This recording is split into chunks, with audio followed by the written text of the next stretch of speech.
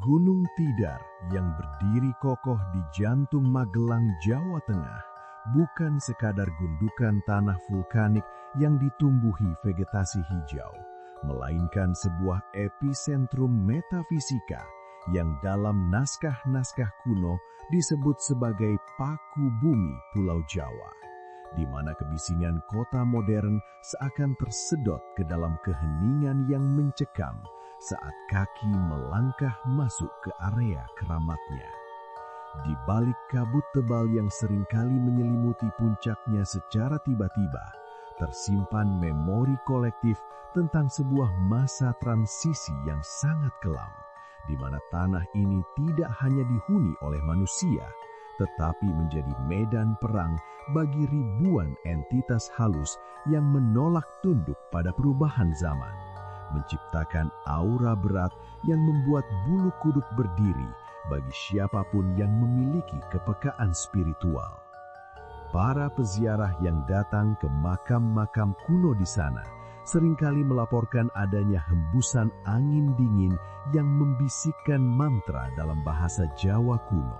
seolah-olah tanah itu sendiri sedang mencoba menceritakan kembali sebuah negosiasi rahasia yang menentukan nasib seluruh penduduk Nusantara hingga ribuan tahun ke depan.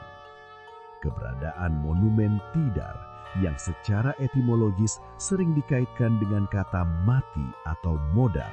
menjadi pengingat abadi bahwa tempat ini dulunya adalah zona maut yang tidak bisa dihuni oleh manusia sebelum seorang pembersih spiritual dari tanah seberang datang untuk menumbalkan sesuatu yang sangat berharga demi keseimbangan alam semesta. Mengapa hingga hari ini setiap kali terjadi gejolak alam di Pulau Jawa, mata para sesepuh selalu tertuju kembali ke bukit kecil ini, seolah-olah mereka sedang menanti janji lama yang akan segera ditagih oleh sang penjaga kuno yang belum benar-benar pergi. Sejarah mencatat bahwa pada awal abad ke-15, tepatnya sekitar tahun 1404 Masehi, Sultan Muhammad I dari Kekaisaran Ottoman mengirimkan gelombang pertama pendakwah ke Nusantara setelah upaya-upaya sebelumnya selalu berakhir dengan kegagalan tragis,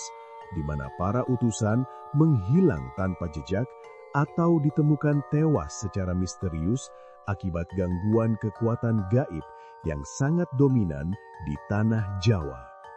Syekh Subakir, seorang ulama asal Persia yang dikenal memiliki kemampuan luar biasa dalam ilmu falak, pengobatan, dan pembersihan energi negatif,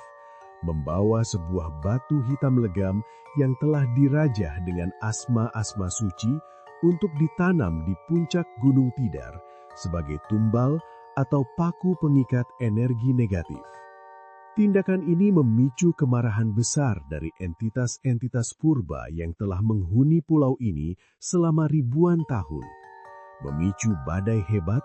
gempa bumi, dan wabah penyakit yang melanda pemukiman di sekitar lereng-lereng gunung sebagai bentuk perlawanan terhadap masuknya pengaruh baru yang dianggap asing. Syekh Subakir menyadari bahwa ia tidak sedang berhadapan dengan sekadar setan atau jin biasa, melainkan dengan danyang atau penjaga tanah Jawa yang memiliki legitimasi sejarah dan spiritual yang sangat kuat, yang dalam tradisi lisan dikenal sebagai Sabdo Palon dan Naya Genggong, penasihat spiritual dinasti Majapahit yang saat itu mulai meredup kekuasaannya. Pertarungan antara Syekh Subakir dan Sabdo Palon bukanlah sekadar benturan fisik, melainkan sebuah dialektika antara dua kekuatan besar, Islam yang membawa misi universalitas dan kejawen yang menjunjung tinggi kearifan lokal serta harmoni alam yang puncaknya terjadi di atas tanah Tidar dalam sebuah konfrontasi yang menggetarkan langit dan bumi. Eskalasi konflik mistis ini mencapai titik jenuh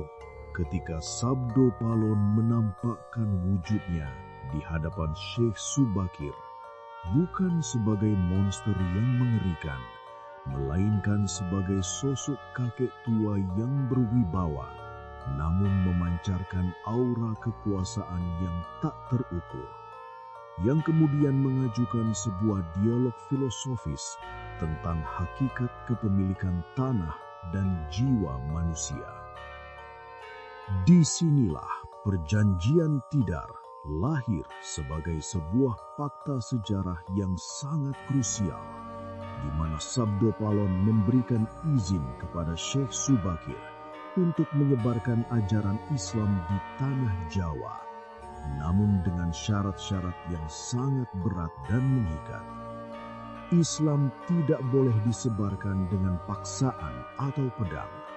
Budaya asli Jawa tidak boleh dihancurkan. Dan para penganut baru tidak boleh kehilangan jati diri kejawaannya, meskipun mereka telah bersujud kepada Tuhan yang satu. Sabdo Palon memperingatkan dengan nada yang dingin dan mencekam bahwa jika suatu saat nanti orang Jawa mulai meninggalkan budaya aslinya, lebih menyukai budaya asing, dan para pemimpinnya mulai kehilangan budi pekerti, maka ia akan kembali untuk menagih janji dan membersihkan tanah ini dengan cara yang sangat menyakitkan. Mitos ini terus berkembang dari mulut ke mulut, melintasi zaman Kesultanan Demak hingga Mataram Islam, menciptakan sebuah sinkretisme unik yang kita kenal sekarang. Namun di balik keindahan budaya tersebut, selalu ada rasa takut yang terpendam akan kembalinya sang penagih janji yang sedang tapa brata di alam moksa. Apakah kita saat ini sedang menyaksikan tanda-tanda awal dari pelanggaran perjanjian tersebut? Mengingat betapa banyaknya kearifan lokal yang mulai terkikis oleh arus modernisasi yang tanpa jiwa. Tragedi ikonik yang sering dikaitkan dengan kemarahan Sabdo Palon adalah runtuhnya Majapahit pada tahun 1478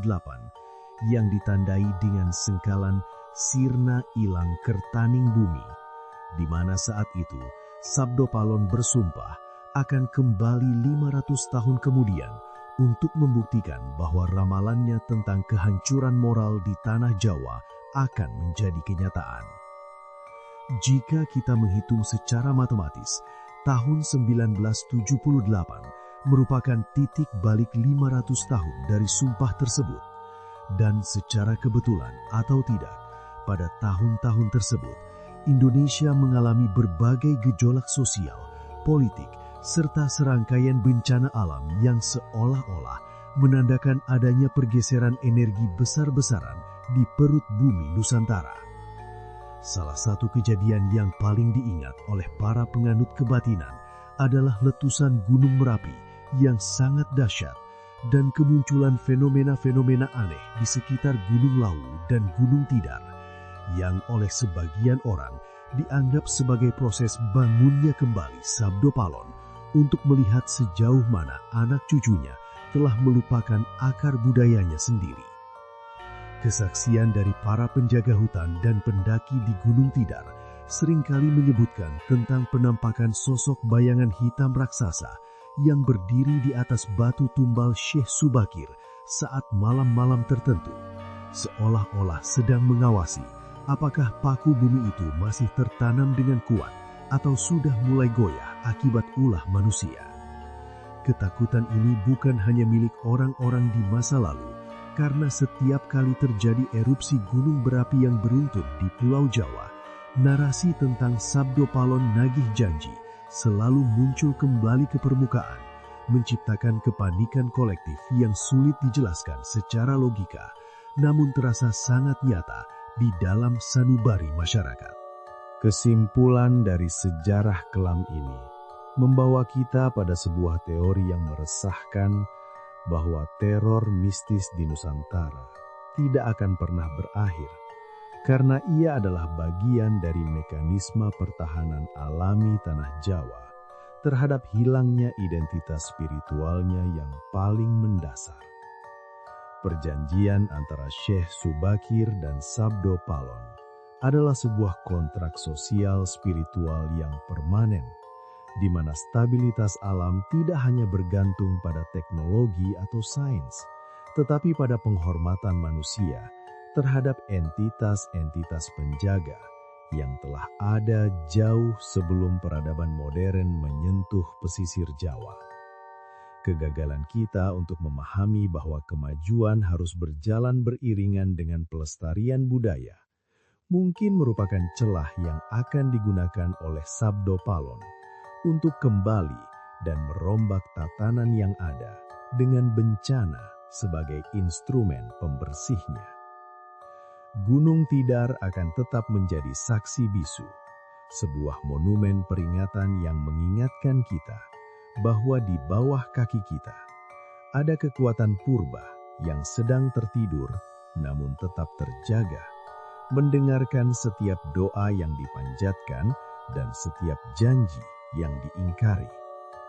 Pada akhirnya, apakah kita benar-benar telah memenangkan perang melawan kegelapan mistis masa lalu? Ataukah kita sebenarnya hanya sedang berada dalam masa gencatan senjata yang sangat rapuh,